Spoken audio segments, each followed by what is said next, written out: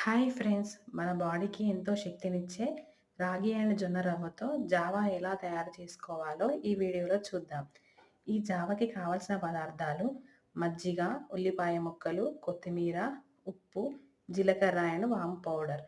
2 spoons of రాగి పిండి మరియు 2 స్పూన్స్ ఆఫ్ జొన్న రవ్వ జావ చేసుకోవడానికి 2 గంటల ముందు నానబెట్టుకోవాలి. ఎందుకంటే ఇలా నానబెట్టడం వలన మనకి జావా చేసేటప్పుడు తొందరగా ఉడుకుతుంది. ముందుగా స్టవ్ ఆన్ చేసి ఒక బౌల్‌లో 2 గ్లాసు వరకు వాటర్ పోసుకొని అవి బాయిల్ అవ్వనివ్వాలి. ఇలా వాటర్ బాయిల్ అయ్యాక అందులోకి ముందుగా నానబెట్టుకున్న రాగి అండ్ జొన్న రవ్వ మిశ్రమంని ఈ వాటర్‌లో వేసుకోవాలి.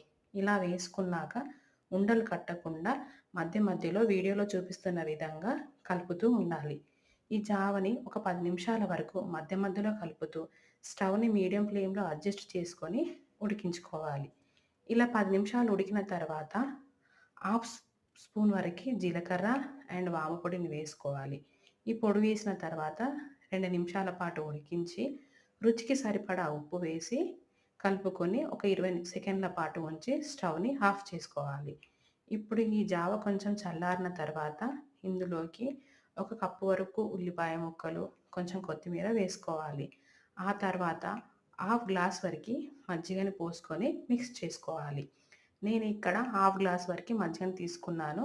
మీకు కావాలంటే ఒక గ్లాస్ వరకి మజ్జిగని కూడా వేసుకోవచ్చు. ఇలా వేసుకుంటే మనకు జావా అనేది రెడీ అవుతుంది.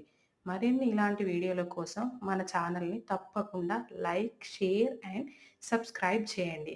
Thank you.